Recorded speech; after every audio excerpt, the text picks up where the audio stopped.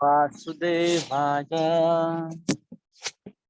ओम नमो भगवते वासुदेवाय। नारायणं नमस्कृत्यं नरं चैव नरोत्तमं देवीं सरस्वतीं व्यासं ततो जयमुदीरये। नष्टप्रायेषु भद्रेषु नित्यं भागवत सेवया भगवती उत्तम श्लोके भवती नैष्ठिकी।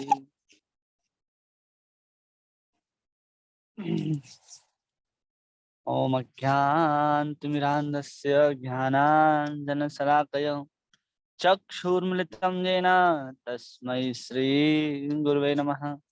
श्रीचैतन्यमनोभीष्टं स्थापितं येन भूतले स्वयं रूप कदा मह्यं ददाति स्वपदान्तिकं।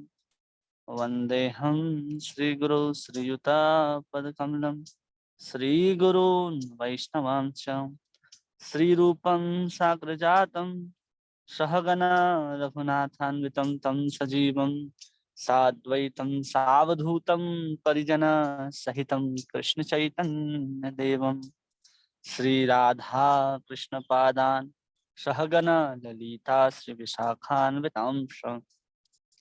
नमो विष्णुपादाय कृष्णपृष्ठाय भूतले श्रीमते भक्तिवेदान्त स्वामिनिति नामिने। नमस्ते सारस्वते देवे गौरवाणी प्रचारिणे निर्विशेष शून्यवादी पाश्चात्य देश तारिणे।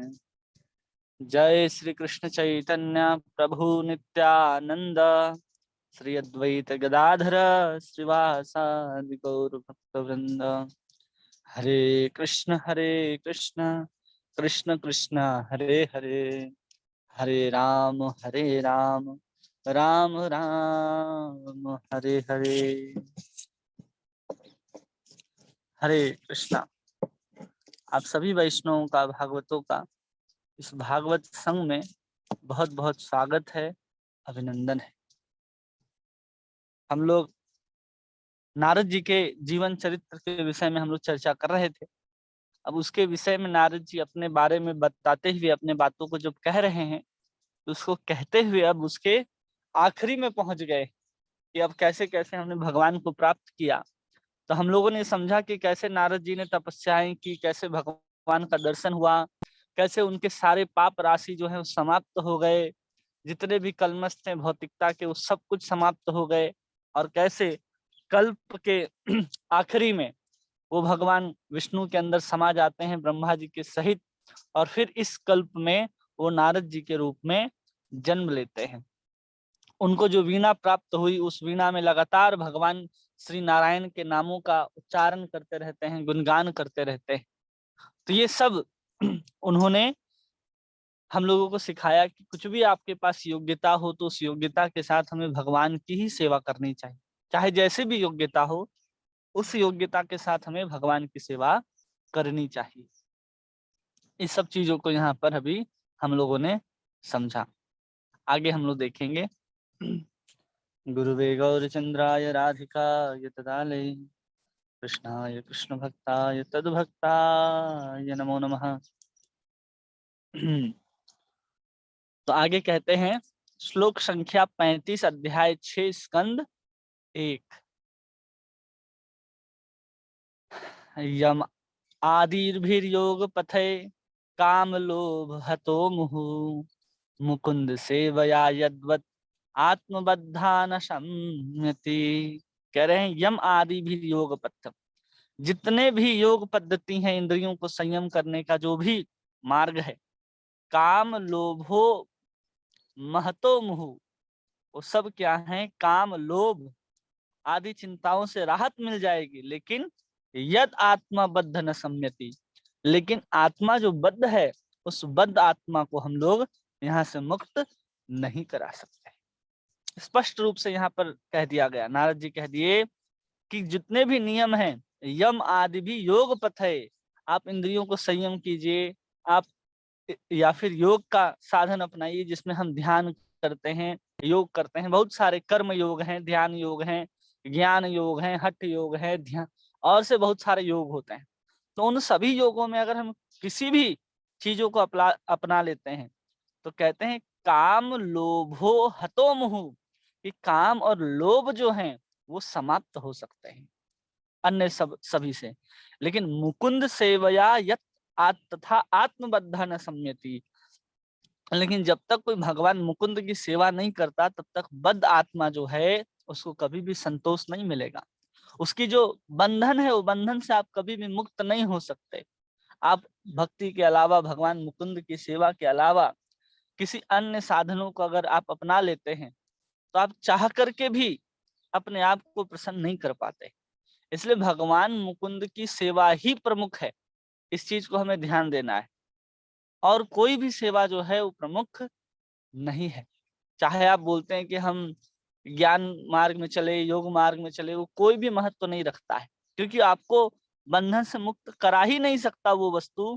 इसलिए यहाँ पर नारद जी कह रहे हैं कि मुकुंद सेवया यदवत तथा आत्मबद्धा न सम्यति, कि जब तक कोई व्यक्ति भगवान मुकुंद के शरणागत होकर के भगवान की सेवा नहीं करता है तब तक वो इस भव बंधन से मुक्त नहीं हो सकता। न कि वो आत्मा को भी संतुष्ट कर सकता है, ऐसा कुछ भी उसके साथ संभव नहीं होगा। अनुवाद में तात्पर्य, अनुवाद में कहते हैं प्रभुपाद, यह सत्य है कि योग पद्धति के द्वारा इंद्रियों को वश में करने के अभ्यास से मनुष्य को काम तथा लोभ की चिंताओं से राहत मिल जाएगी, किंतु इससे आत्मा को संतोष प्राप्त नहीं होगा, क्योंकि यह संतोष भगवान की भक्ति में सेवा से ही प्राप्त किया जा सकता है।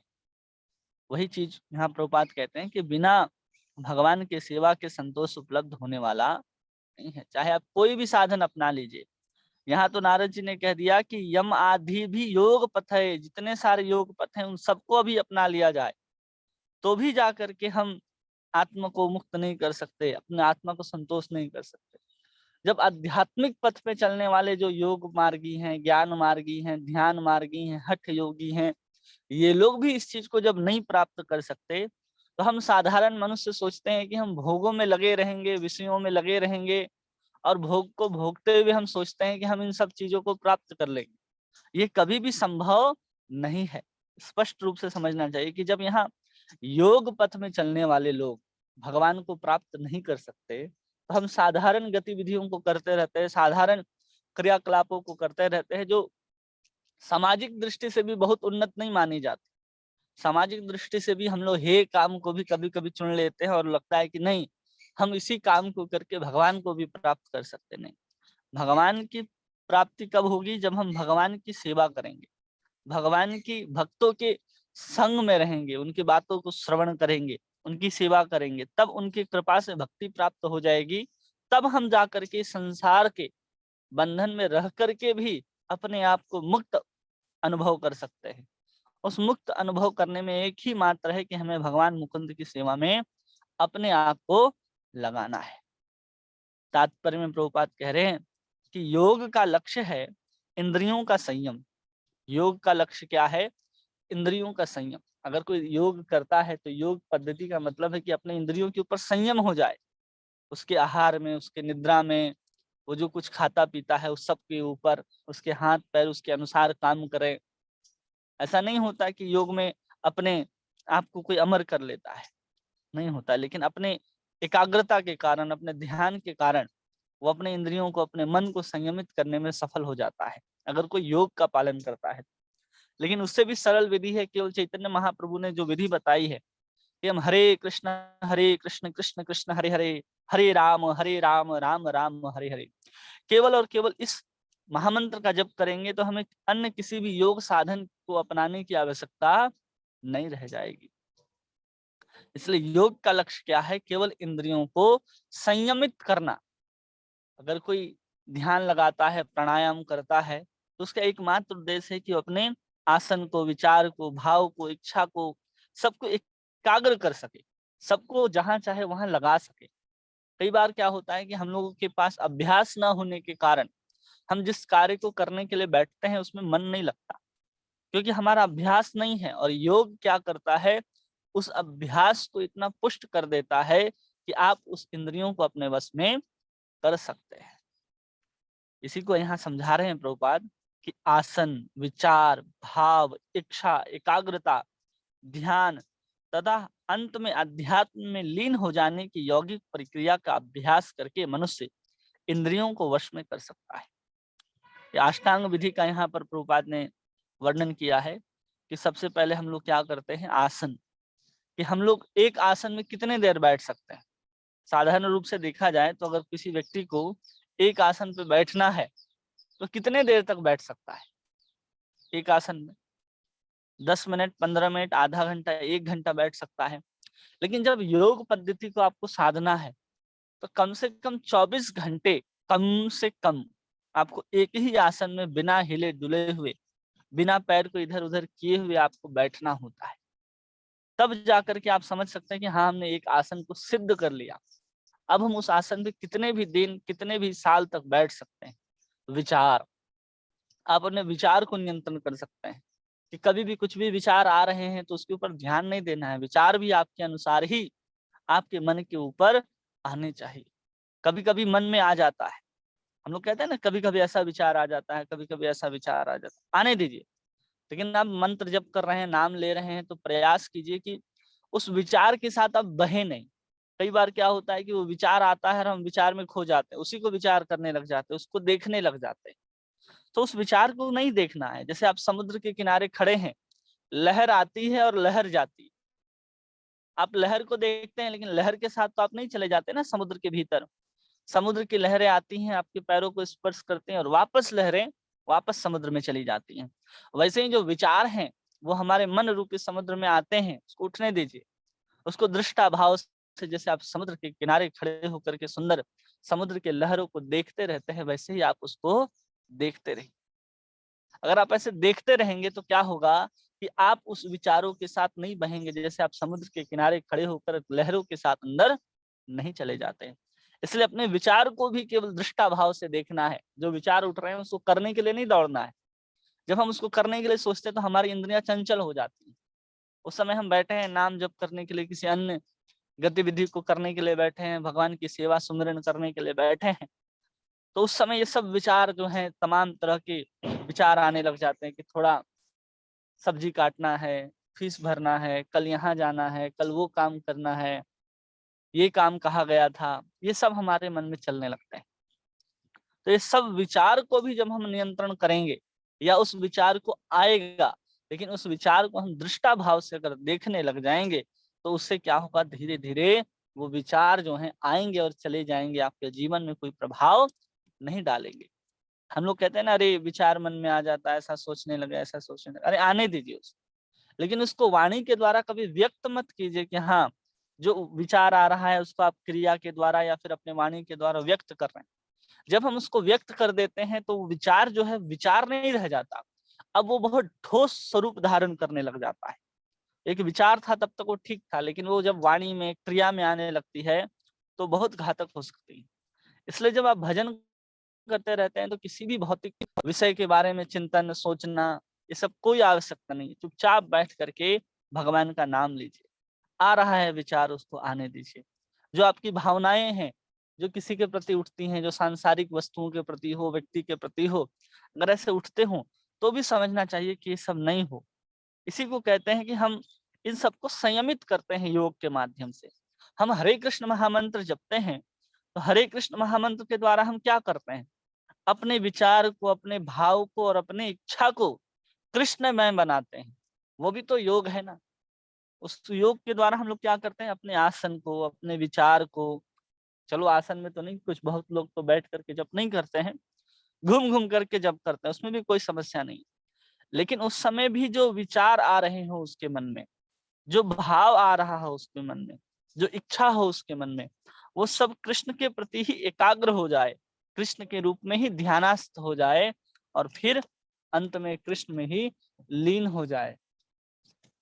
लीन हो जाए तो समझना चाहिए कि हमने भी योग साधन किया है, हमने भी भगवान की सेवा की है। इसलिए कोई कहे कि हरे कृष्ण महामंत्र जपने में योग पद्धति का कहाँ उपयोग है, तो हरे कृष्ण महामंत्र जपने में भी योग पद्धति का उपयोग होता है।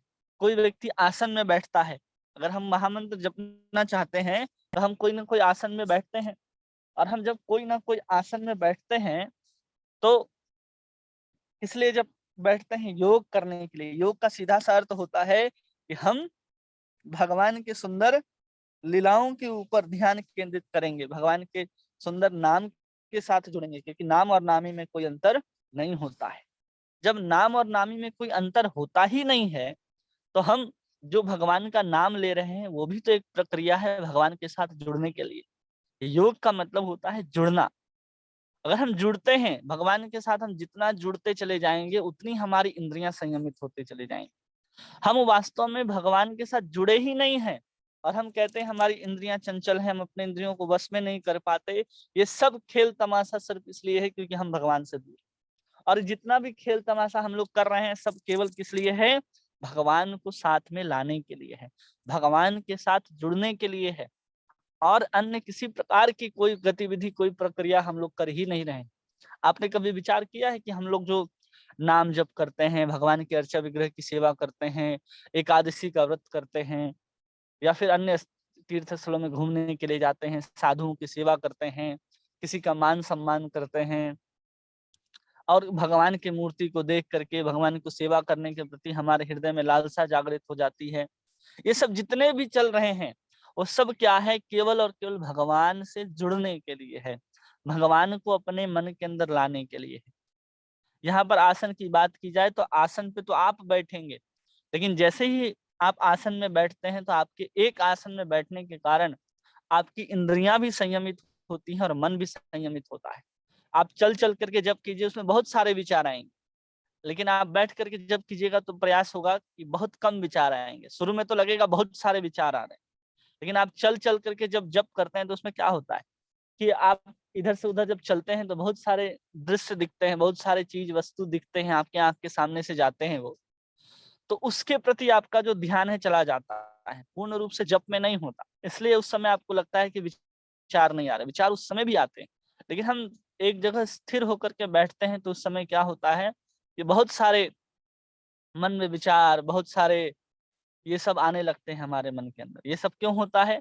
क्योंकि हमारे मन के अंदर बहुत जन्म जन्म के संस्कार पड़े हैं, विचार पड़े हैं, कुछ इसी जन्म के पड़े हुए हैं, जिसके कारण हम लोग इस जीवन में क्या करते हैं, न चाहते हुए बहुत सारे विचारों के ऊपर मोहित हो जाते हैं, विचार करने लग जाते हैं।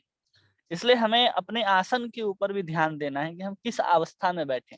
कोई अगर जब लेट करके कर रहा है तो देखिए उसको, लेट करके जब करेगा तो उसका आंख कब बंद हो जाएगा उसको पता भी नहीं चलेगा, क्योंकि हमारी शरीर की एक एक गतिविधि के ऊपर, हमारे शरीर की स्थिति के ऊपर निर्भर करता है कि मन कैसा काम करेगा। जैसे ही कोई बिस्तर पर जाता है तो अपने आप उसको नींद आ जाती है, ना चाहते हुए बेचारा सो जाता है। कोई सोफे पे बैठ करके जब कर रहा है तो सोफे में बैठ करके हम लोग क्या करते हैं, जनरली मोबाइल चलाते हैं या किसी मेहमान से बात करते हैं या फिर टीवी देखते हैं। तो आप सोफे पे बैठ करके जब करेंगे तो आपके अंदर उसी तरह के विचार आएंगे उस समय कि हाँ ये मेहमान आए थे, ये आए थे, उससे मिलने जाना है, ये सभी विचार आपके अंदर आते रहेंगे। लेकिन आप जब जहाँ अर्चा विग्रह की सेवा करते हैं उसी के सामने एक आसन बना लीजिए कि उस आसन मतलब एक ऊन का हो, किसी चीज का बना हो, सुंदर हो, जिसको ऊपर आप बैठ करके जप करें, और उसी के ऊपर जप करें। जब भी बैठ करके जप करना हो उसी के ऊपर बैठ करके जप करें।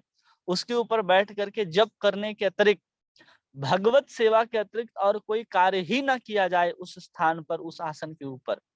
और फिर जब कुछ समय के बाद आप उस स्थान पर, उस आसन पर बैठेंगे तो ना चाहते हुए भी आपका जो जीव है अपने आप चलने लग जाएगा, हरे कृष्ण कृष्ण कृष्ण हरे हरे, हरे राम राम राम हरे हरे, इस तरह से। जैसे जैसे ही हम लोग जपमाला के अंदर हाथ को डालते हैं तो अपने आप जीभ बोलना शुरू कर देती है ना, हरे कृष्ण कृष्ण कृष्ण हरे हरे, हरे राम राम राम हरे हरे। कि उसको पता है हाथ और जीभ को कि अब जपमाला के अंदर हाथ गया है तो हमें क्या उच्चारण करना है। वही धीरे धीरे अभ्यास जब हम आसन के साथ बैठेंगे तो मन को भी अभ्यास हो जाएगा। जैसे हम लोग अभ्यास बना लिए कि रोज भागवतम सुनना है, रोज ये सब करना है, तो अभ्यास के कारण ये सब हमारे जीवन में आ गया। उसी प्रकार मन को संयमित करना, मन में विषय के विचार नहीं आना, भोग के विचार न आना, जब करने के समय, ये सब कुछ हमारे द्वारा ही संभव है, कोई अन्य व्यक्ति नहीं करेगा। किसी की कृपा से संभव नहीं होगा कि आप तुरंत उस चीज को कर लेंगे। आपके अंदर से कम वो पुरुषार्थ जागना चाहिए कि हाँ, हम करना चाहते हैं।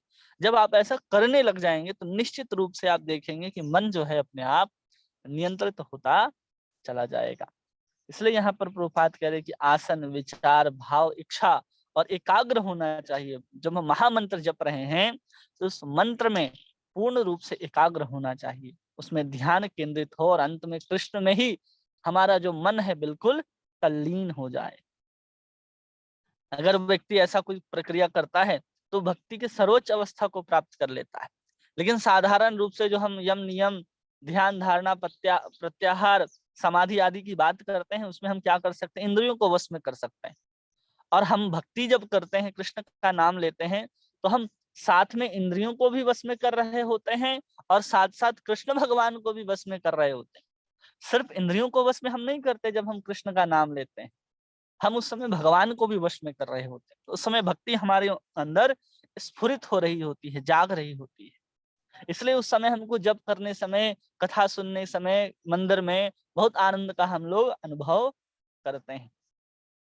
इसके द्वारा हम लोग अपने मन को वश में कर सकते हैं। यहाँ पर कह रहे हैं प्रभुपाद कि इंद्रियां विषैले सर्पों के तुल्य हैं। इंद्रियों को यहाँ पर कह रहे हैं कि विषैले सर्प के समान है। क्यों सर्प के समान कह रहे हैं? विषैले सर्प के समान क्यों कह रहे हैं? कि आपके हाथ ने आपको कभी काटा है? आपके दांत ने आपके जीभ को जरूर काटा है, लेकिन आपके हाथ, आपके पैर ने कभी भी आपको नहीं काटा है। फिर भी उसको सांप की तरह तुलना क्यों की जा रही है? विषैले सर्प की तरह तुलना क्यों की जा रही है? विषैले सर्प की तरह तुलना इसलिए की जा रही है क्योंकि जब हमारी इंद्रियां वश में नहीं होती तो किसमें डाल देती हैं? विषयों की ओर खींच करके चली जाती है। हमारी इंद्रिय जैसे हमारा आंख है, हमारा जीभ है, हमारा कान है, हमारा स्पर्श इंद्रियां हैं, ये सब किसके पीछे भागता है? सुंदर दृश्यों के प्रति। स्पर्श इंद्रियां कोमल स्पर्श के प्रति पीछे पीछे भागता है। कान बहुत अच्छा कुछ सुनना चाहती है, उसके पीछे भागता है। जब उसके पीछे जाएंगे तो क्या ग्रहण करता है? वो विष को ही तो ग्रहण करता है। जैसे कहा जाता है ना कि सांप को जितना दूध पिलाओगे उतना जहरीला होता चला जाता है, तो वैसे ही हमारी इंद्रियां भी हैं, उसको जितना विषय दिया जाएगा उतना बलवान होता चला जाएगा। कैसा बलवान? भोग के प्रति उसके अंदर जो भागने की शक्ति है, वो भागने के लिए बाहर दौड़ेगा। वो आप अपने वश में नहीं कर सकते, इतना बलवान हो जाएगा कि आपकी इंद्रियां ही आपके वश में नहीं रह जाएंगी। इसलिए यहाँ पर विषय इंद्रियों को विषैले सर्पों के समान तुलना की जा रही है। एक सांप के समान है कि आप उससे बच नहीं सकते हो। और योग पद्धति केवल वश में करने के लिए है। और योग पद्धति क्या है? केवल विषैले सांप को आपने अपने वश में कर रखा है। इसके कि हाँ, विषैला सांप है, उसको हम बीन बजा करके, जड़ी बूटी सुंघा करके, ऐसे हमने उसके ऊपर अपने वश को कर रखा है। इससे ज्यादा वहां पर कुछ भी नहीं होता है। जब हम अन्य योग पद्धति, जो भक्ति के अलावा जो योग पद्धति है, उस मार्ग में जब हम लोग चलते हैं तो यही होता है। लेकिन इसके विपरीत जो नारद जी यहाँ हम लोगों को समझा रहे हैं, नारद मुनि इंद्रियों के निरोध की दूसरी विधि बताते हैं, जो भगवान मुकुंद की दिव्य प्रेमा भक्ति है। वे अपने अनुभव के आधार पर कहते हैं कि भगवान की भक्ति में सेवा इंद्रियों को वश में करने का कृत्रिम विधि की तुलना में अधिक व्यवहारिक है। हम लोग अपने से जब प्रयास करते हैं इंद्रियों को वश में करने का, मन हो चाहे अपने 5 ज्ञान इंद्रियां हो या कर्म इंद्रियां, जब हम योग पद्धति का साधन करते हैं तो हम बहुत ध्यान पूर्वक देखते हैं कि ये मन क्या सोच रहा है, ये इंद्रियां क्या चाह रही हैं, और फिर उसको वश में करने का प्रयास करते हैं। लेकिन जैसे ही हम भक्ति जीवन में अपना लेते हैं, भक्ति को अपना लेते हैं, तो ये सारी की सारी इंद्रियां जो हैं अपने आप वश में होती चली जाती है। इसलिए इसको प्रभावशाली विधि और व्यवहारिक विधि कहा जा रहा है, जिसमें आपको इनको वश में करने का प्रयास नहीं करना पड़ रहा है। बस आप भगवान की भक्ति कर रहे हैं, भगवान की सेवा कर रहे हैं, नाम ले रहे हैं, और देखेंगे अपने आप आपका मन, आपकी इंद्रियां, आपकी चंचलता पहले की तुलना में बहुत कम होते चले जाते हैं। अपने आप ये सबका अनुभव होगा। भगवान मुकुंद की सेवा करने से इंद्रियां दिव्य रूप से सेवा में लग जाती हैं। इस प्रकार इंद्रिय तुष्टि में लगने का अवसर ही नहीं रह जाता। जब हम भगवान की सेवा में अपने इंद्रियों को लगा देते हैं तो अवसर ही नहीं रह जाता कि अब हम अपने इंद्रियों की सेवा करें। तो कभी भी वहां चांस ही नहीं मिलता कि हमारी इंद्रियां चंचल हो जाएं। और दूसरी बात ये भी है कि जब कोई व्यक्ति भक्ति जीवन को अपनाता है तो यहाँ पर इंद्रियों को जैसे विषैले सर्प के साथ तुलना की गई, वैसे ही प्रभुपाद अन्य स्थानों पर भी लिखते हैं कि अगर कोई भक्ति जीवन को अपना लेता है तो उसकी इंद्रियां विषैले नहीं हो जाते। अब उसकी इंद्रियां अगर भक्ति भोगों में भी जाएंगी तो उसको फंसा नहीं सकती, उसको नुकसान नहीं पहुंचा सकती। भक्ति जीवन में आने आने से क्या होता है, जो हमारे इंद्रियां जिसको विषैले सर्प के साथ तुलना की जा रही है, विषैले के जो दांत होते हैं जहर के, भक्ति जीवन में जीने से, भक्ति के अंगों को अपनाने से वो दांत जो हैं वो टूट जाते हैं, उनसे जहर निकल जाता है। तब जाकर के हम कभी भी फंसने वाले नहीं हैं। आगे कहते हैं कि इंद्रियों को कुछ काम चाहिए, कृत्रिम ढंग से उसे रोकना कोई रोकना नहीं है, क्योंकि जो ही भोग का अवसर आता है त्यों सांप जैसी इंद्रियां अवश्य ही लाभ उठाना चाहती। जैसे कभी भी क्या होता है ना कि आप सांप के बगल से गुजर रहे हो तो ठीक है, लेकिन स्पर्श हो जाए तो तुरंत आपको डस देगा, उसमें वो जरा सा भी संकोच नहीं करेगा। जैसे ही हम बहुत दिनों तक बहुत चीज सोचते हैं कि हम ये नहीं खाएंगे नहीं खाएंगे, लेकिन अचानक घर में बन जाता है वो वस्तु, तो आप न चाहते हुए भी 1 2 3 ऐसा करके कुछ खा ही लेते हैं। जैसे लोग कहते हैं ना हम डाइटिंग करने वाले हैं, तो डाइटिंग करने वाले तो कहेंगे कि हम जलेबी नहीं खाएंगे, कचौरी नहीं खाएंगे, समोसा नहीं खाएंगे। और अगर कहीं बन गया हो और आपने उसको बनते हुए देख लिया हो कि कैसे गरम गरम कचौरी फूल रही है, कैसे समोसा निकाला जा रहा है, और लोग बैठ करके आपके सामने खा रहे, तो आप न चाहते हुए भी विषय वस्तु जो आपके सामने प्रकट हो जाएगी तो आप उसको ग्रहण कर लेंगे, आप उसको भोग कर लेंगे, क्योंकि आपने अब तक अपने इंद्रियों को कृत्रिम रूप से अपने प्रयास से उसको रोकने का प्रयास किया है। इसलिए जब विषय वस्तु प्रकट होती है तो उसके पीछे दौड़ते चली जाती है हमारी इंद्रियां। इसलिए इस चीज को हमें समझना है। और इतिहास में इसके दृष्टांत मिलते हैं, जैसे विश्वामित्र मुनि का मेनका के सौंदर्य पर मोहित होना। जैसे विश्वामित्र मुनि जब तपस्या कर रहे थे तो मेनका आती है और उनको रूप के ऊपर मोहित हो जाते हैं। इसी तरह सुंदर वस्त्रों से सज्जित होकर माया आधी रात के समय ठाकुर हरिदास को मोहने आई, किंतु इस भक्त ने अपने जाल पर फंसा न सकी। लेकिन अगर कोई भक्ति की प्रक्रिया को अपनाया हुआ है हरिदास ठाकुर, तो उन्होंने कभी भी माया उनको वश में नहीं कर सकी। विषय वस्तु उपलब्ध होने के बाद भी हरिदास ठाकुर को हिला न सके जब हमारी इंद्रियां चंचल नहीं हुई। क्यों? क्योंकि हरिदास ठाकुर भक्ति के साधन में लगे हुए थे और विश्वामित्र जी वहां पर योग साधना में लगे हुए थे, इसलिए वहां पर उनको खींच लिया जाता है और यहाँ पर वो खींच नहीं पाते। भाव है कि भगवान की भक्ति में सेवा के बिना योग पद्धति, न तो योग पद्धति न ही शुष्क चिंतन कभी सफल हो सकता है। हम भक्ति नहीं करते हैं तो ये जो शुष्क चिंतन है या फिर योग है वो कभी भी सफल नहीं हो सकता, हम उसके द्वारा पूर्ण नहीं हो सकते। आत्म साक्षात्कार प्राप्त करने का सर्वश्रेष्ठ उपाय है सकाम कर्म, ध्यान, योग या शुष्क चिंतन से रंजित हुए बिना भगवान की शुद्ध भक्ति करना। केवल और केवल भगवान, प्रभुपाद कह रहे हैं यहाँ पर, भगवान को प्राप्त करना है तो हमें सकाम कर्म भी नहीं करना है, ध्यान योग भी नहीं करना है, और ज्ञानियों की तरह शुष्क चिंतन भी नहीं करना है। केवल और केवल हम भक्ति योग की साधना करेंगे। 9 प्रकार की जो भक्ति है जिसमें नाम संकीर्तन मुख्य रूप से, हम लोग जब शुरू में आते हैं कृष्ण भावना में तो हम लोग हरे कृष्ण कीर्तन सुनते हैं, प्रसाद ग्रहण करते हैं और फिर धीरे धीरे हम लोग नाम जप करना शुरू करते हैं। यही सब प्रक्रिया जो है भक्ति की ही प्रक्रिया है, ये भक्ति की ही अंग है। लेकिन भक्ति क्या है? भक्ति का अंग है, उसको हमने भक्ति के अंग को तो अंगीकार कर लिया। अब भक्ति के अंग को अंगीकार करने से क्या होगा, धीरे धीरे उसी के माध्यम से हम अपने हृदय में भक्ति को स्थापित कर पाएंगे। उसी भक्ति की क्रिया के द्वारा हम भक्ति को भी अपने हृदय के अंदर ले आते हैं और वही धीरे धीरे अंकुरित होते हुए बढ़ते बढ़ते बढ़ते बढ़ते वो प्रेम लता जो है वो गोलोक वृंदावन में जाकर के भगवान श्री कृष्ण के चरणों से लिपट जाती है। ऐसी शुद्ध भक्तिमय सेवा दिव्य होती है और योग तथा ज्ञान की पद्धतियां ऐसी विधि से गौण होती हैं। जब दिव्य भक्ति के साथ किसी अन्य गौण पद्धति को मिला दिया जाता है तो दिव्य नहीं रह जाती।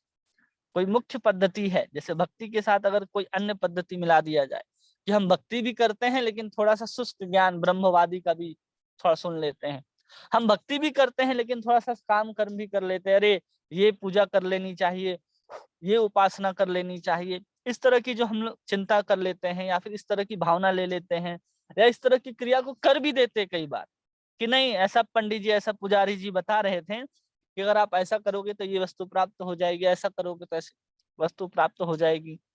जैसे कई लोग वृंदावन जाते हैं, तो आप वृंदावन में बहुला अष्टमी के समय गए हों तो आप देखे होंगे कि राधा कुंड जो है उसमें बहुत सारे तरह तरह के जो भतुआ जो कहते हैं हम लोग इस तरह, जिसकी वो क्या बोलते हैं, मुरब्बा, वो आगरा का पेठा जो है ना जिससे बनता है, वो वाला पूरा का पूरा डाला होता है। तो हमने कई बार पूछा तो वहां के लोग बताते हैं कि अगर राधा कुंड में कोई इस चीज को डालता है तो उसको पुत्र की प्राप्ति होती, उसको पुत्र रत्न प्राप्त होता है।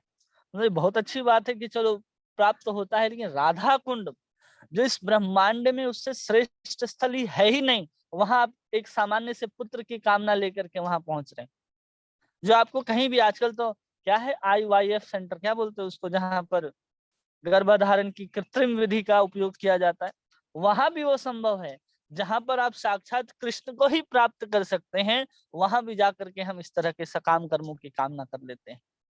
हम कहीं भी राधा रमन जी के दरबार में जाते हैं तो हम उनको वस्त्र देना चाहते हैं या फिर उनको श्रृंगार देना चाहते हैं, लेकिन कुछ कामनाओं के साथ, ये पूर्ति हो जाएगा तो हम वस्त्र देंगे, ये हो जाएगा तो हम ये पूजा कर, अरे छोड़ दो ना, कृष्ण के लिए ही पूजा करना है। कोई आवश्यकता नहीं है कि हम कृष्ण के सामने जाकर के जब मनोकामना पूर्ण हो जाएगी तो ही करेंगे, और कृष्ण आपकी मनोकामना को पूर्ण करने नहीं आते। कृष्ण कृष्ण को भक्त की मनोकामना पूरी पूरी करनी है। आप जब उनके पास जाते हैं तो आपकी मनोकामना पूर्ण हो गई तो ऐसा मत सोचिए कि कृष्ण आपसे प्रेम करते हैं, नहीं। आप भगवान के भक्त हैं, आप उनके अंश हैं, वो आपके माता पिता हैं, आपके मालिक हैं। तो न चाहते हुए भी जो आपकी वस्तु है, जो आपके योग्य है, उसी वस्तु को भगवान देते हैं, चाहे अन्य देवी देवता के माध्यम से आपको दिलवाते हैं। लेकिन आप सोचते हैं कि भगवान से हमने मांगा और ये चीज प्राप्त हो गई, और आप सोचते हैं कि हमको भगवान प्रेम करते हैं, लेकिन जैसे सब जीवों को प्रेम करते हैं वैसे ही आपको भी करते हैं। जैसे गधा को, चींटी को, कुत्ते को प्रेम कर रहे हैं, वैसे ही भगवान आपको भी कर रहे हैं। लेकिन एक भक्त को जैसे प्रेम करते हैं वैसे आपको प्रेम नहीं करते। वैसे सुदामा जैसे आपको गले नहीं लगाएंगे, जैसे मधुमंगल के साथ वो खेलते हैं वैसे उसके साथ आपके साथ नहीं खेलेंगे। आपको दर्शन भी साक्षात रूप से भगवान देने के लिए नहीं आएंगे, आप उनका दर्शन भी प्राप्त नहीं करेंगे।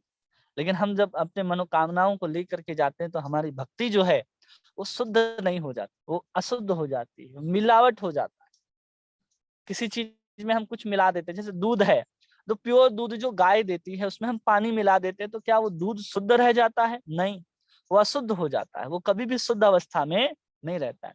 इसलिए भगवान की भक्ति भगवान की प्रसन्नता के लिए ही करनी है, ना स्वयं की प्रसन्नता के लिए करनी है, ना किसी अन्य कामनाओं की पूर्ति के लिए करनी है। भगवान की सेवा भगवान की प्रसन्नता के लिए ही हम सबको करनी है। इसके अलावा हमारे जीवन में कोई उद्देश्य होना ही नहीं चाहिए। इस अपितु अमिश्रित भक्ति कहलाती है। भगवत श्रीमद् भागवत के रचयिता श्रील वेद व्यास आगे चलकर क्रमशः इन दिव्य साक्षात्कार के विभिन्न पद्धतियों का विस्तार करेंगे, और आगे चल करके इनके जो अलग अलग प्रकार की जो योग पद्धतियां हैं उनका आगे चल करके विस्तार से हम लोगों को बताएंगे।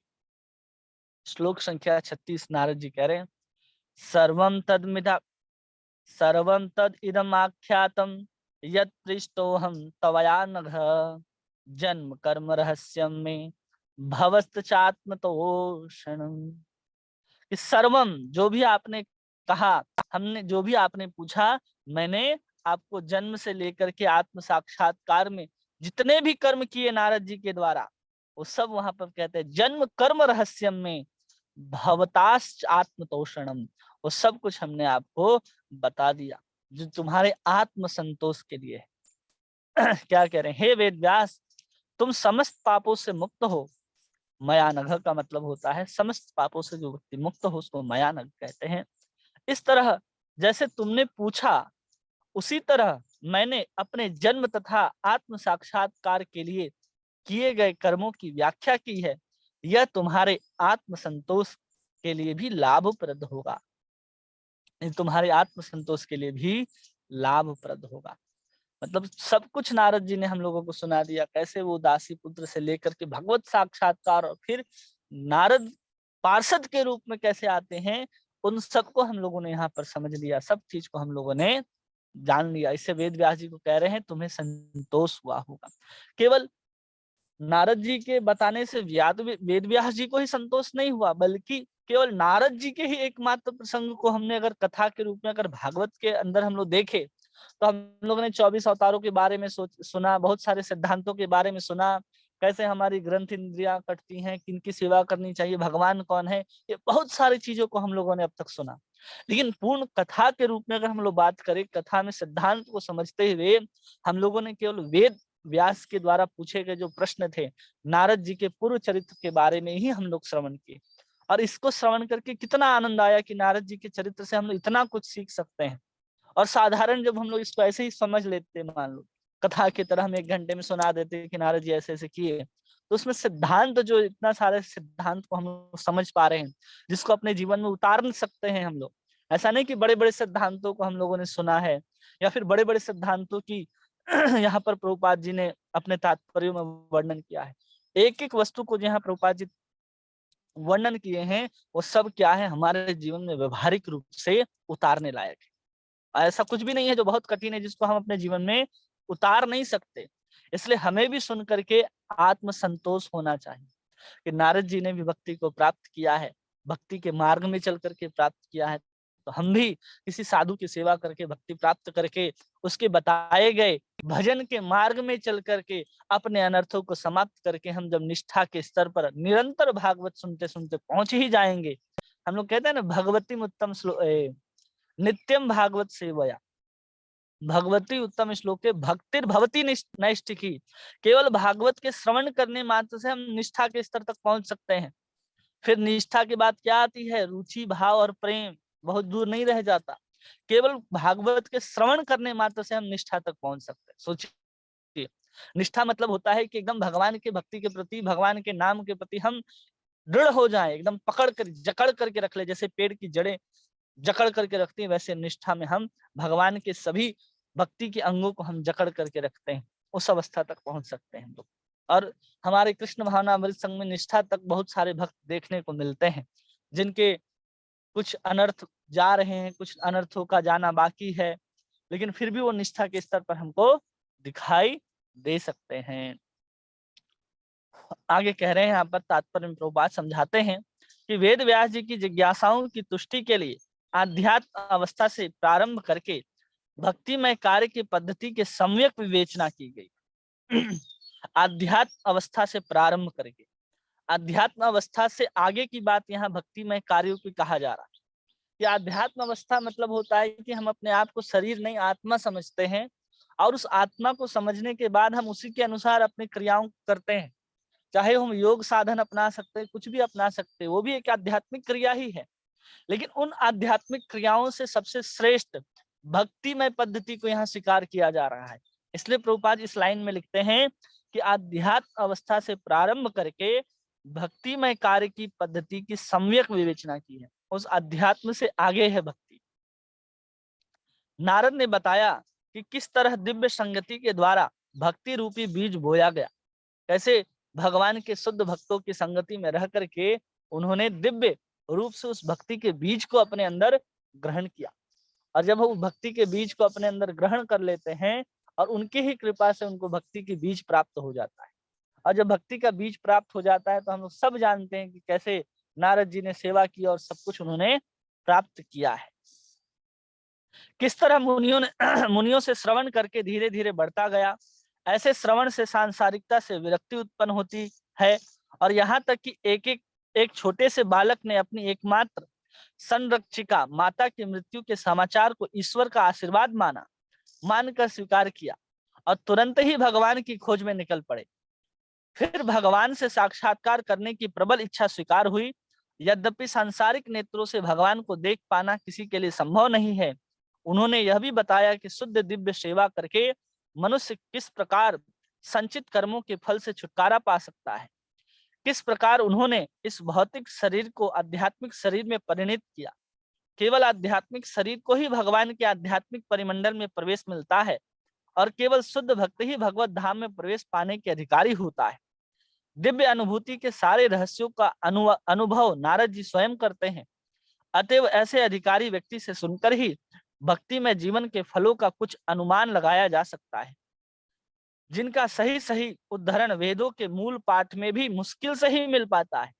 वेदों तथा उपनिषद में सारी बातों बातों के विषय में अप्रत्यक्ष संकेत है, उनमें प्रत्यक्ष रीति से कुछ भी विवेचित नहीं मिलता। अतएव श्रीमद् भागवत के समस्त वैदिक साहित्यों के रूपी वृक्ष का परिपक्व फल है, जो वेद में भी नहीं मिलता, जिस भक्ति की चर्चा, जिस भक्ति का अनुभव उपनिषद में भी देखने के लिए नहीं मिलता, केवल यत् किंचित संकेत मात्र मिलते हैं, वो पूर्ण रूप से हमें भागवत के अंदर मिल जाता है। सूत गोस्वामी कहते हैं, अब नारद जी ने बोलना बंद कर दिया, अपने संपूर्ण चरित्र को उन्होंने सुना दिया है। अब सूत गोस्वामी सौनक आदि ऋषि को कथा सुना रहे हैं। तो सूत गोस्वामी अब कहते हैं, एवं संभाष्य भवान नारदो वासवी सुतम आमंत्रयं वीनारण्यम यजो यदृक्षको मुनिः। सूत गोस्वामी ने कहा, इस प्रकार वेद व्यास को संबोधित करके नारद मुनि ने उनसे विदा ली और अपनी वीणा को झंकृत करते हुए वे अपनी उन्मुक्त इच्छा से अनुसार विचरण करने के लिए चले गए। ये सब आज्ञा लेकर के वो कहाँ चले गए? वो विचरण करने के लिए चले जाते हैं। तात्पर्य में लिखते हैं, प्रत्येक जीव पूर्ण स्वतंत्रता चाहता है। हर एक जीव जो है वो स्वतंत्रता चाहता है, क्योंकि वह उसका दिव्य स्वभाव है। हर जीव का स्वभाव है कि वो स्वतंत्र रहना चाहता है। यह स्वतंत्रता भगवान की दिव्य सेवा से ही प्राप्त की जा सकती है। अगर कोई स्वतंत्रता चाहता है तो भगवान की अगर सेवा करेगा तो ही वो स्वतंत्र हो सकेगा। किसी अन्य की सेवा करके वो कभी भी स्वतंत्र नहीं हो सकता है। ये सबको अनुभव होगा कि हम किसी के यहाँ काम करने जाते हैं तो उसके बदले में कुछ मिलता है, तो हम उसके गुलाम की तरह कि उसके अनुसार उसके समय पर हमको पहुंचना ही है। लेकिन जब हम भक्तिमय जीवन में आते हैं तो हम हर रूप से स्वतंत्र हो जाते हैं और यहाँ तक कि कर्म बंधन से भी मुक्त हो जाते हैं, उसका भी बंधन नहीं रह जाता। लेकिन वास्तव में प्रकृति के नियमों से बंधा होता है। जो व्यक्ति अपने आप को भौतिक संसार में भक्ति जीवन को न अपना करके भी सोचता है कि हम स्वतंत्र हैं, वास्तव में वो क्या है? प्रकृति के नियमों से बंधा है। जब बद्ध जीव इस संसार से मुक्ति भाव से विचरण नहीं कर सकता है, तो फिर इस लोक से दूसरे लोक जाने के विषय में तो कहना ही क्या।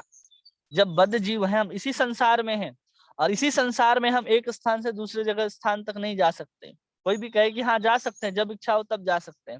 जैसे उदाहरण, हम लोग अभी मायापुर जाने का प्लान कर रहे हैं, तो हम लोग क्या कहते हैं कि अभी कोरोना आएगा या फिर वृंदावन में बहुत ठंड होगी। तो ये सब क्या है? ये सब प्रकृति के बंधन है, जिसके कारण हम इस धरती पे भी एक स्थान से दूसरे स्थान तक उन्मुक्तता पूर्वक या स्वतंत्रता पूर्वक नहीं जा सकते। उसके लिए आपको वातावरण, समय, आपके यातायात के संसाधन, आपके ठहरने की व्यवस्था, इन सब के ऊपर आपकी स्वतंत्रता निर्भर करती है। आप कहीं जा सकते हैं या नहीं जा सकते। तो आप स्वतंत्र तो नहीं हुए ना। लेकिन एक साधु जो होता है वो देखिए झोला उठाता है और चल देता है, वो कहीं भी पहुंच जाता है।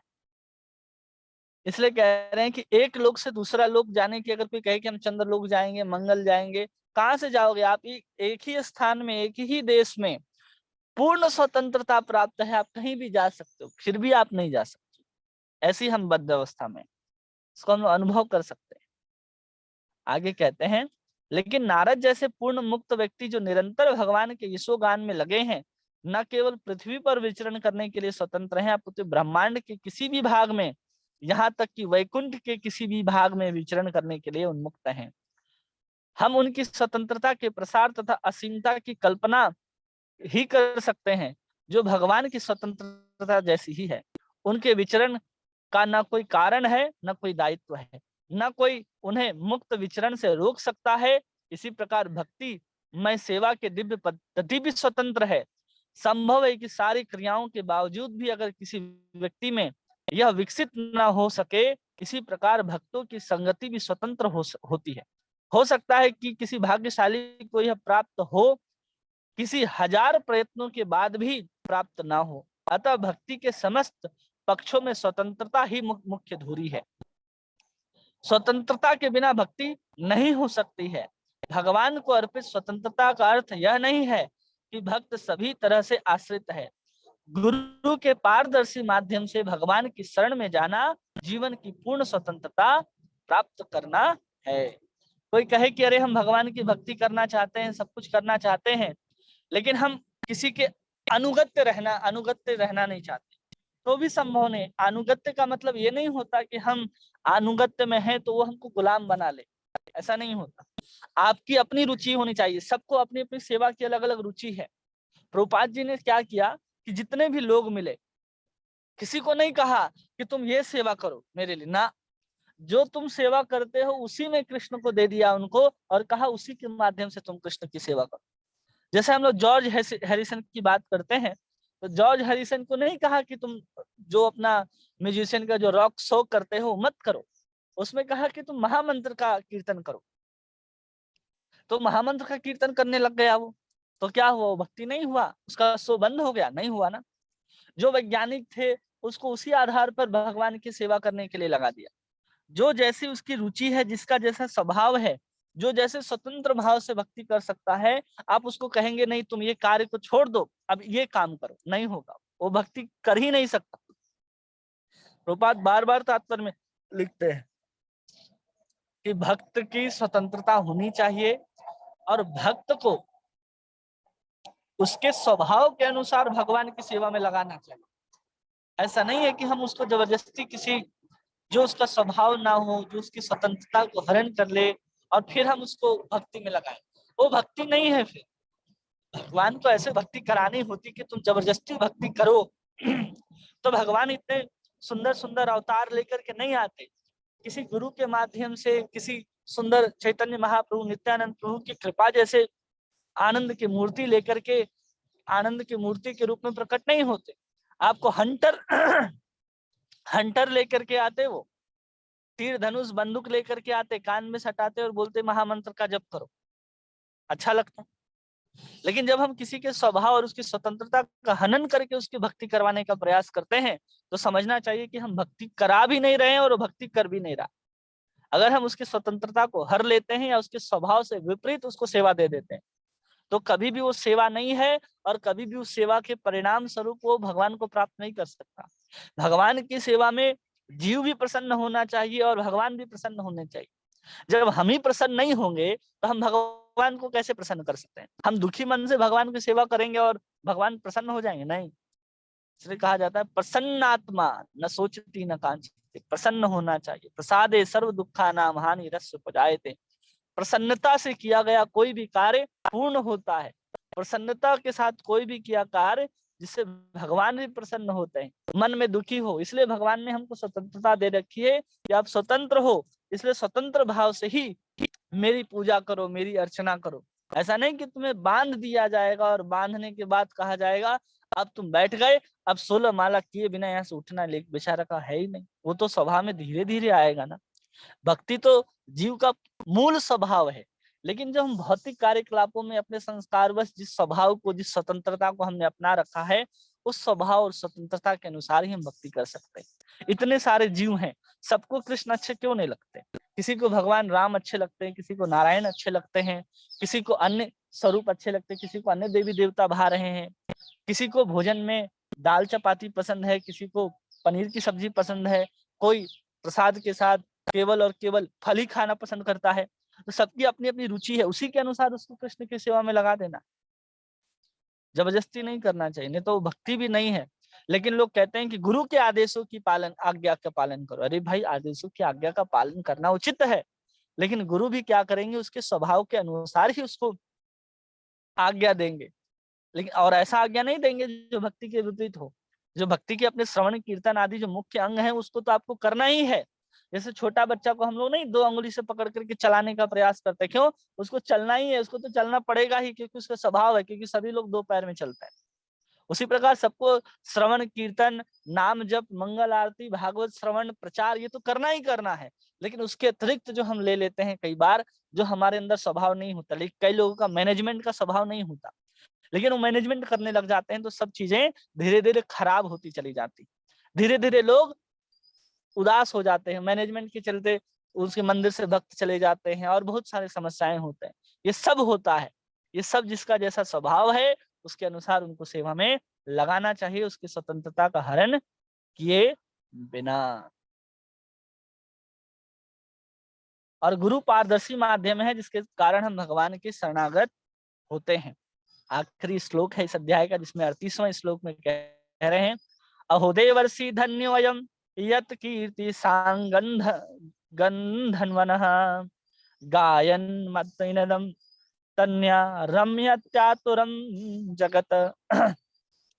देवर्षि नारद धन्य हैं क्योंकि भगवान की लीलाओं का यशोगान करते हैं, और ऐसा करके वे स्वयं स्वयं तो आनंद लूटते ही हैं और ब्रह्मांड के समस्त संतप्त जीवों को भी अभिप्रेरणा प्रदान करते हैं। अपना खुद भी आनंद लेते हैं और सबको भी आनंद देते ही रहते हैं। तात्पर्य है कि नारद मुनि अपनी वीणा भगवान की दिव्य लीलाओं के यशोगान करने तथा ब्रह्मांड के समस्त दुखी जीवों की सहारा दिलाने के लिए बजाते हैं। ये संसार में जो दुखी है उसको भगवान का नाम सुना सुना करके उसको दुख से मुक्त कर देते हैं। हम संसारी व्यक्ति को क्या देते हैं? सांत्वना देते हैं कि अरे आज दुख है, कल दुख है, जो चला जाएगा। ये गाना है ना, हमने अपने जीवन में जो पहला फिल्म देखा था, हमारे स्कूल में जो पहले फिल्म आती थी ना, कि स्कूल में ही एक वीसीआर लाया जाता था और एक टीवी लगाया जाता था, तो वहां हमने पहला पिक्चर अपने जीवन में देखा था, दोस्ती। तो उसमें एक गाना है कि दुख तो अपना साथी है। क्या है? काहे मनवा दुख की चिंता यूं सताती है, दुख तो अपना साथी है। जब हम 4th क्लास में थे तो हमने इस फिल्म को देखा था। तो उसमें ये गाना आता है जिसमें वो कहता है कि दुख तो अपना साथी है, और हम संतावना भी देते हैं वही सब गानों को सुन सुन करके, दुख तो अपना साथी है, काहे मनवा दुख की चिंता यूं सताती है, दुख तो अपना साथी है। दुख छांव तो जीवन में आते जाते रहता है, ऐसे भजन की उस गाना की लाइनें हैं। तो उसमें हम संतावना इसी प्रकार के गानों को सुन करके, ऐसे प्रकार के मोटिवेशन स्पीकरों को सुनते रहते हैं। अरे दुख तो अपना साथ है, दुख तो रहेगा ही, सुख तो आते जाते रहेगा, ऐसा हम लोग कहते हैं। दुख तो हमेशा रहता है संसार में। इस तरह से बोल बोल करके हम लोग अपने आप को संसार में बनाए रखते हैं, लेकिन वास्तव में उससे हम बनाए तो रखते हैं, लेकिन वास्तव में वो सही नहीं। वास्तव में भगवान का नाम ही, भगवान की भक्ति ही हमको भगवान की सेवा में लगा करके इस संसार में जो दुखी हैं, जितने भी जीव, उसको भी सुखी कर सकते हैं और स्वयं भी सुखी हो सकते हैं। हम मन को बहलाने का प्रयास करते हैं संसार के लोगों से, संसार के विषयग्रस्त लोगों से फोन कर लेते हैं कि हाँ क्या हाल चाल है, वो भी अपने दुख को बता दे या आपके दुख को समझ ले कि हाँ ऐसा ही होता है। तो आपको लगता है अरे मेरे दुख को कोई समझता है। अरे आपके दुख को घंटा समझ करके कोई फर्क नहीं पड़ना है। दुख कम हो गया क्या? बस आपको अनुभव हो गया कि हाँ उसको भी ये पता है क्योंकि उसके साथ भी हुआ हो, इसलिए आप संतोष कर लेते हैं। लेकिन वास्तव में क्या है कि सब दुखी हैं, ये तो तय है और ये संसार का सत्य है। लेकिन उस दुख से कैसे निकलेंगे? हम किसी दूसरे को दुखी देख करके निकल जाएंगे क्या? नहीं ना। मुकुंद सेवया, अभी भगवान नारद जी ने कहा कि मुकुंद सेवया यत आत्म बुद्धिया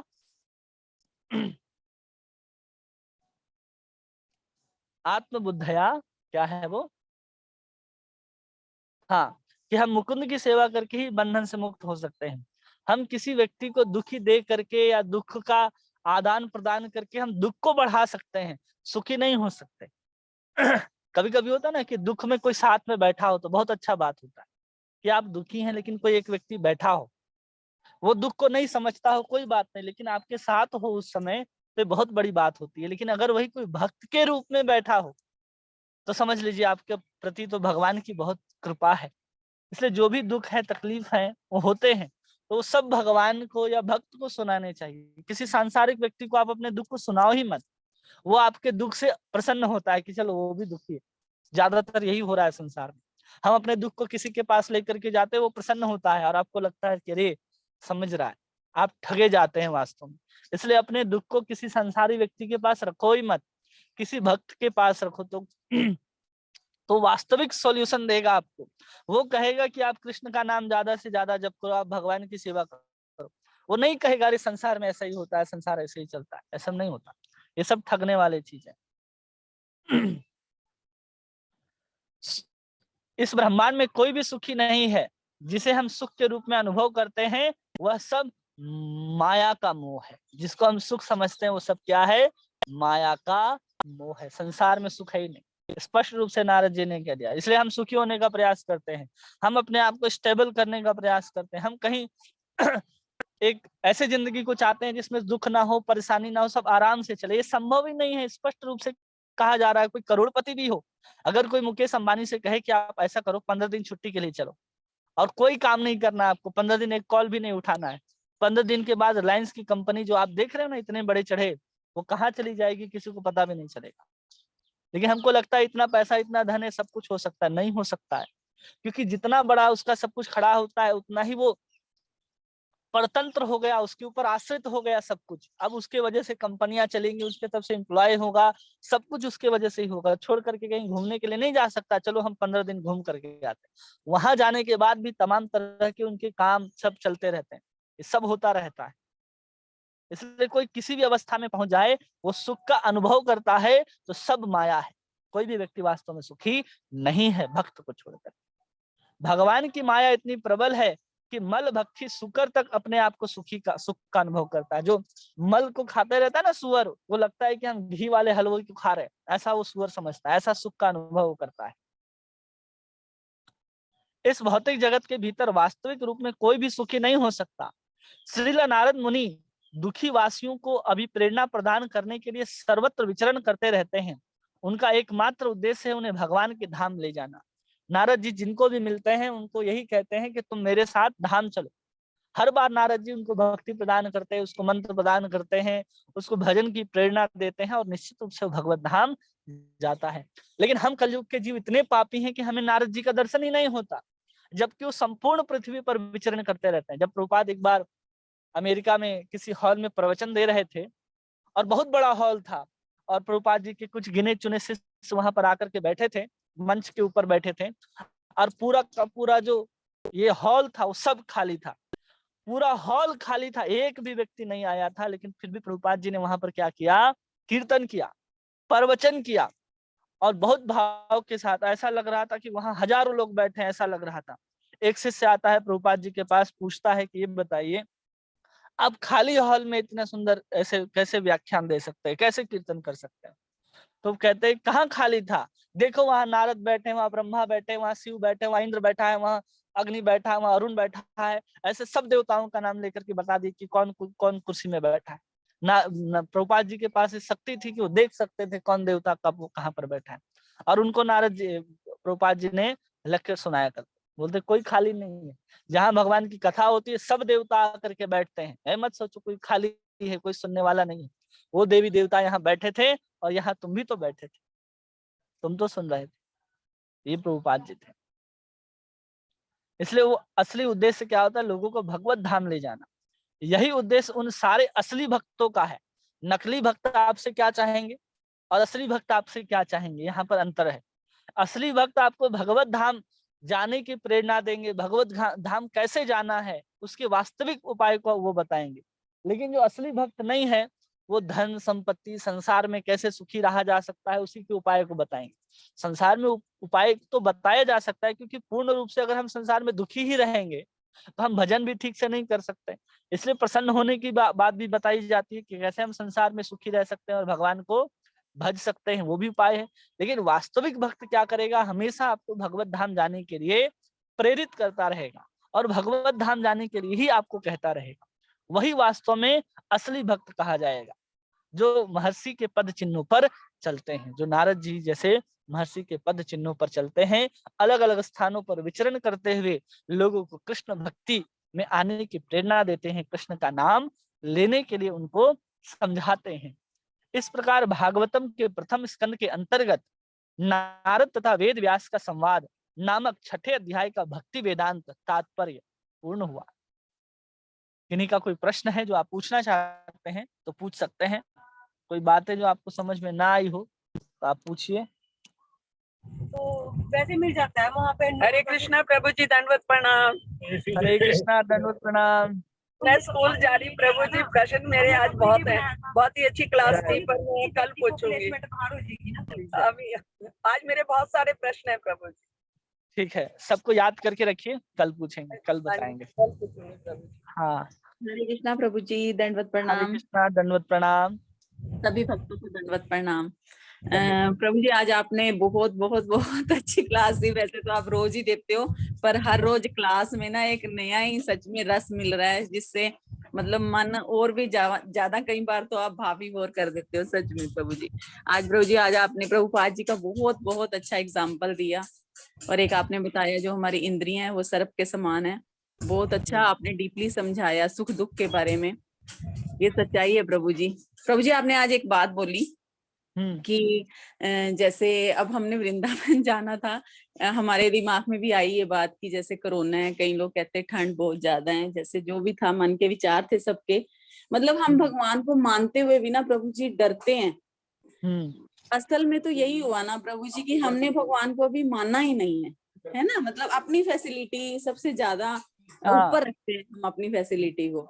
अभी क्या हुआ कि मेरी मम्मा है तो उन्होंने वृंदावन जाना था 28 तारीख को, तो मैंने मेरी सिस्टर्स ने उन्हें मना किया कि वृंदावन ना जाएं, बहुत ज्यादा रश है वहां पे। सुनने में जैसे आ रहा था, न्यूज़पेपर देख रहे थे, या वैसे भी और भी भक्त लोग हैं वहां पे, कईयों ने हमें बोला कि वहां रश है मत भेजना। तो हमने मम्मी को बड़ा मना किया प्रभु जी, अपनी मम्मा को मैंने कहा, मेरी सिस्टर ने बोला कि नहीं बहुत ज्यादा रश है, तो उन्होंने ना मुझे एक जवाब दिया कि देख अगर मुझे कुछ होना है वो यहाँ पे भी हो जाएगा। फिर उन्होंने एक बात बोली कि अगर है तो कन्हैया जी मेरे हैं ना मुझे बचाने के लिए वहां पे। और कल वो बड़े अच्छे से बड़े सुकून से यात्रा करके घर पे आए हैं। मतलब देखो उनका विश्वास देखो, जबकि वो अभी इतना सब कुछ नहीं करते हैं, हल्का फुल्का जैसे कन्हैया जी की सेवा करते हैं या नाम लेते हैं, पर हम लोग सोचते हैं कि हम इतना सब कुछ वो कर रहे हैं, फॉर्मेलिटी है सच में। मतलब हम ये सोच ही नहीं रहे कि भगवान जी हैं। अगर ऐसा है ना तो हमारा विश्वास पक्का होना चाहिए प्रभु जी कि भगवान जी हैं, वो खुद ही देखेंगे जो देखेंगे। जो होगा वो भगवान तो देखेंगे, हमें अपना काम करना है, उसको हमको देखना है। और आपने बहुत अच्छा एग्जाम्पल दिया कि जो साधु लोग होते हैं वो अपना झोला उठाते हैं और निकल जाते हैं बिना कुछ सोचे क्या आगे रास्ता होगा, कैसे तय करेंगे, क्या होगा क्या नहीं होगा, बिल्कुल निश्चिंत होके एक भगवान के भरोसे। बस सबसे पहले हमें अपने दिमाग में और मन में ये चीज बिठानी होगी कि भगवान है। सच में प्रभु जी हम भक्ति नहीं कर रहे, बिल्कुल भी नहीं, अभी तो हम उसका स्पर्श भी नहीं कर पाए प्रभु जी। सच्चाई है बिल्कुल। आज आपके एग्जाम्पल्स ने, आपकी क्लास ने बिल्कुल ये चीज साबित की है कि हमें बहुत कुछ अपने अंदर चेंजेस लाने की जरूरत है। धन्यवाद प्रभु जी, आपका दंडवत प्रणाम। दंडवत प्रणाम। और किन्हीं का कोई प्रश्न है जो बताना कुछ चाहते हैं? दंडवत प्रणाम। हरे कृष्णा, दंडवत प्रणाम। जी प्रभु जी बहुत अच्छा क्लास था, बहुत एनर्जेटिक था। अभी हम लोग भक्ति करेंगे आपका क्लास को सुन के। हरि बोल। हरि बोल। हरि बोल। और किन्हीं का कोई प्रश्न? सबको सब बातें समझ में आई ना? फिर हरे कृष्णा प्रभु जी, दंडवत प्रणाम। हरे कृष्णा, दंडवत प्रणाम। बहुत ही अच्छा, मतलब क्या हम मैं तो अपना कह रही हूँ कि अब सीखना तो प्रभु जी करना बहुत इच्छा है, लेकिन मैं तो कहीं भी नहीं है, मतलब जैसे हवा का झोंका भी हल्का सा आता है वहां पर भी नहीं है प्रभु जी। जैसे जैसे नारद जी की शिक्षाएं आपने हमें समझाई, काश उतना मतलब 0 का 1.25 भाग भी हमारे पे ऊपर उसका असर कर जाती और हम कुछ कर पाते तो बहुत हमारा धन्यभाग्य होगा प्रभु जी। लेकिन इतना तो विश्वास है, जैसे सुनते कम से कम दिन में तो कम से कम 5-6 घंटे तो थोड़ा सुन लेते हैं, थोड़ा मन उधर की ओर खिंच जाता है। हो सकता है भगवान आपके इस सानिध्य में और भगवान की कृपा से कुछ हम पर भी असर हो जाए और हम भी कुछ भक्ति कर पाए। भक्ति तो बहुत दूर की बात है प्रभु जी, मेरे को तो कुछ भी नहीं आता है, करने की तो बहुत इच्छा है प्रभु जी। 2-3 साल से तो लगे हैं, लेकिन अभी कहीं भी 0 भी नहीं है प्रभु जी। जैसे आप हमें थोड़ा मेरे को तो बहुत ही जरूरत है, क्योंकि मेरे में करने की इच्छा बहुत होती है, जैसे पढ़ने की कोशिश भी करती, लेकिन अभी कुछ नहीं हो पा रहा है। बस थोड़ा आप गाइड करेंगे कैसे करना है, समझाएंगे, थोड़ी बुद्धि भी कम है तो प्रभु जी प्लीज आपकी यही इच्छा करते हैं, आप हमें थोड़ा बहुत मुझे करवा लेंगे।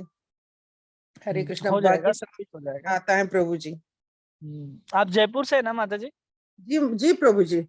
जी ठीक है। कोई भी हो समस्या तो आप कॉल करके पूछिए।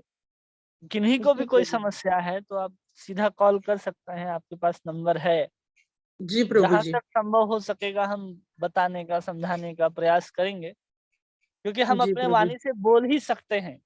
जी क्योंकि आप प्रभु जी। हमको करते हुए तो देख नहीं रहे कि हम कहाँ हैं, क्या करते हैं दिन भर, ऐसा तो आप देख नहीं रहे, लेकिन हम जो बोल रहे हैं उसी को आप सुन रहे हैं। जी उसी प्रभु के जी, आधार नहीं पर हम बहुत आपको आप बहुत समझाते सरल हैं। तरीके से समझाते हैं, मतलब वो समझ आ जाता है।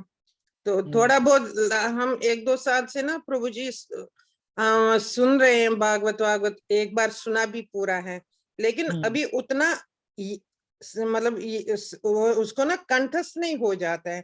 कंठस्थ तो बहुत हाँ। दूर की बात है, कुछ कुछ सुनते सुनते तो कुछ रह भी जाएगा, लेकिन आप हम्म, बहुत अच्छे सरल तरीके से समझाते हैं तो समझ आ जाता है प्रभु जी। हम्म। हरे कृष्णा प्रभु जी, दंडवत प्रणाम। हरे कृष्णा, दंडवत प्रणाम। और किन्हीं का कोई प्रश्न है? अंजलि माता जी, विनोद प्रभु जी, नागराज प्रभु जी। हरे कृष्णा, दंडवत प्रणाम प्रभु। हरे कृष्णा, दंडवत प्रणाम प्रभु जी। प्रभु जैसे सेवा और भक्ति, ये दोनों अलग तरीका है प्रभु। नहीं, सेवा को ही भक्ति कहते हैं। प्रेममय सेवा ही भक्ति है, लेकिन किसकी? अच्छा अच्छा। भगवान की। प्रेममय सेवा आप कुत्ते की भी कर सकते हैं, तो भक्ति नहीं है। भगवान की आप जब प्रेममय सेवा करेंगे तो ही भक्ति कहलाएगी। जो हम नाम जप करते हैं वो भी सेवा है, जो कीर्तन करते हैं वो भी सेवा है, श्रवण करते हैं वो भी सेवा है, भगवान का भोग लगाना भी सेवा है, भगवान के मंदिर में झाड़ू लगाना भी सेवा है। वो सब भक्ति के ही अंग हैं। हम लोगों ने कल पढ़ा ना, भक्ति के 64 अंग। अगर भक्ति रसामृत सिंधु है किसी के पास तो उसमें 64 अंगों का वर्णन है, उसको एक बार पढ़िए कि केवल नवधा भक्ति के अलावा भी बहुत सारे अंग हैं जिसको हम लोग अपने दैनिक जीवन में पालन करते हैं और भक्ति करते हैं। इसलिए सेवा, प्रेममय भगवान कृष्ण की सेवा भक्ति कहलाती है। ठीक है। हरे कृष्ण प्रभु। एक तो जैसे रात को बता रहे थे, वो कल की रात में जो आत्मा से संपर्क, जैसे मंदिर है वो आत्मा से संपर्क है, तो वो वहां पर यदि कुछ करते हैं तो प्रारब्ध होता है, और शारीरिक संबंध से प्रारब्ध कुछ नहीं, करते हैं तो अपराध होता है। प्रारब्ध नहीं, अपराध। अपराध होता है। हाँ। हाँ, जैसे और मंदिर वो को संसारिक। साधारण स्थान समझ लेना कि मंदिर जो है वैसे ही साधारण स्थान नहीं। प्रभुपाद कहते हैं मंदिर जो हमने बनाया है वो धरती पर वैकुंठ है। ओके और ओके प्रभु, शरीर, हरि ओम, हरे। हाँ, शरीर से संबंधित जो भी है, जिसको हम दूसरे को दुख देना, तकलीफ देना, वो सब पाप कहलाते हैं। और चिन्मय वस्तु के प्रति साधारण बुद्धि करना सब अपराध है। मतलब संसार में जो भी वस्तु आपको दिखाई दे रही है, भगवान के ग्रंथ, भागवत, भक्ति, ये सब छोड़ करके उसके प्रति आप जो कुछ भी अपने क्रिया के द्वारा करेंगे सब पाप हो जाएगा। और उसमें अगर वही भगवान आ जाएंगे, भक्त आ जाएंगे, ग्रंथ आ जाएंगे, संत आ जाएंगे, उनके प्रति आप कुछ निंदनीय कर्म कर देंगे उनके प्रति, तो सब अपराध हो जाएगा। ठीक है, इतना ही समझ लीजिए। ठीक है। और किन्हीं का कोई प्रश्न है? सबको कुछ सब बातें समझ में आ गई? निशा माता जी कोई प्रश्न? मीनू माता जी, वंदना माता जी, प्रिया माता जी। हरे कृष्ण, दंडवत प्रणाम प्रभु जी। हरे कृष्णा, दंडवत प्रणाम माता जी। प्रभु जी आप इतना अच्छे से समझाते हैं तो प्रश्न नहीं रह जाता। प्रश्न नहीं रहे, प्रश्न तो बहुत रहता है प्रभु जी, ऐसा तो नहीं है, लेकिन ठीक है, अभी जो लोग सब पूछ रहे हैं तो उसमें भी आंसर मिल जाता है कहीं। हाँ। ये हो जाता है, सभी लोग को पूछने अलग अलग रहता है तो सभी के लिए रहता है एक्चुअल में, वो तो हो जाता है प्रभु जी। और आप आज वो जगन्नाथ जी का थोड़ा भेज दीजिएगा तो अच्छा है, फिर मैं आगे बात करूं। हाँ, डेट नहीं लिखा ना हमने। तो डेट अपन एक सप्ताह आगे बढ़ा देते ना, ठीक है ना। है ना। अगला वो शनिवार वो रविवार ऐसा ले लेते ना। ठीक है। मतलब जो ये 7 का जो था ना, सैटरडे संडे पकड़ के ले रहे थे, वो नेक्स्ट वीक का सैटरडे संडे पकड़ के ले लेते। ठीक है। बाद में चेंज करते आता है, लेकिन थोड़ा देने के लिए। कर लेंगे इसको। ठीक है प्रभु। हो गया सबका प्रश्न उत्तर? हरे कृष्णा प्रभु जी, दंडवत प्रणाम। हरे कृष्णा, दंडवत प्रणाम। प्रभु जी, अभी मैं क्या नई नई जुड़ी हूँ, आज ही मैंने पहली बार आपकी क्लास सुनी और बहुत आनंद आया प्रभु जी।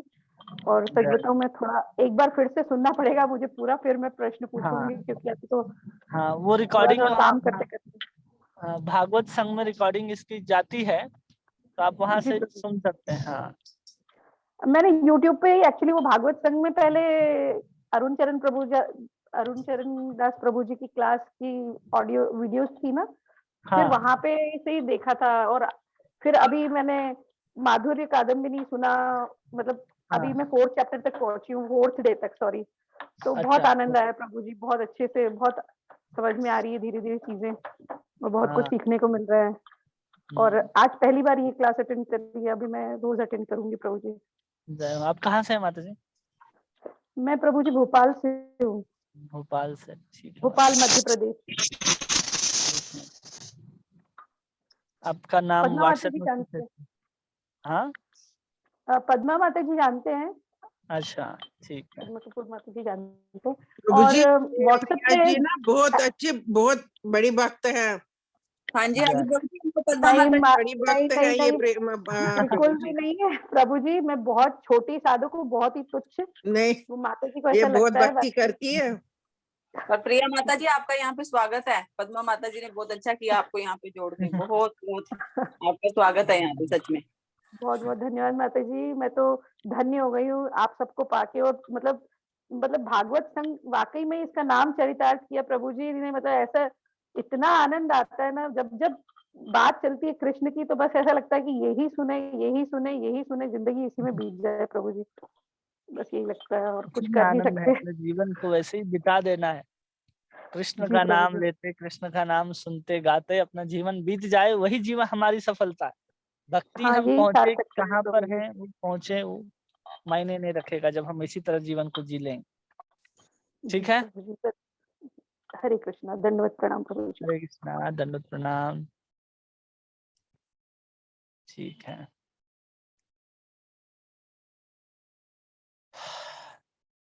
हरे कृष्णा कृष्ण कृष्ण हरे हरे, हरे राम राम राम हरे हरे। वाञ्छाकल्पतरुभ्यश्च कृपा सिन्धुभ्येव च पतितानां पावनेभ्यो वैष्णवेभ्यो नमो नमः। अनंत कोटि वैष्णव वृंद की जय। नामाचार्य श्री हरिदास ठाकुर की जय। जय हरे कृष्ण महामंत्र की जय। जय श्री राधा माधव भगवान की जय। श्री जय गौर निताय भगवान की जय।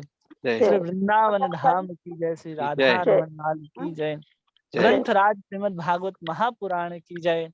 जय श्रील जय प्रभुपाद की जय। निताय जय। गौर जय प्रेमानंदे हरि हरि हरि हरि बोल। हरि हरि बोल, हरि हरि। आप सभी भक्त का प्रभु बहुत की बहुत जय। धन्यवाद। जय। हरे कृष्णा। हरे कृष्णा। सभी माता लोग को, प्रभु लोग को दंडवत प्रणाम। हरि बोल। दंडवत प्रणाम, सभी को हरि दंडवत हरे बोल। प्रणाम, कृष्णा, कोटि हरे कोटि कृष्णा दंडवत प्रभु जी, प्रणाम सभी दंडवत वैष्णवों प्रणाम। के चरणों में। हरे जय हो बोल। हरि बोल। हरे कृष्ण प्रभु जी, दंडवत प्रणाम। हरे कृष्णा, दंडवत प्रणाम। हरे कृष्ण प्रभु जी, दंडवत प्रणाम। हरे कृष्णा, दंडवत प्रणाम प्रभु जी। हरे कृष्ण प्रभु जी, दंडवत प्रणाम। दंडवत प्रणाम। हरे कृष्णा, प्रभु जी दंडवत प्रणाम आपको। दंडवत प्रणाम। हरे कृष्ण प्रभु जी, प्रणाम।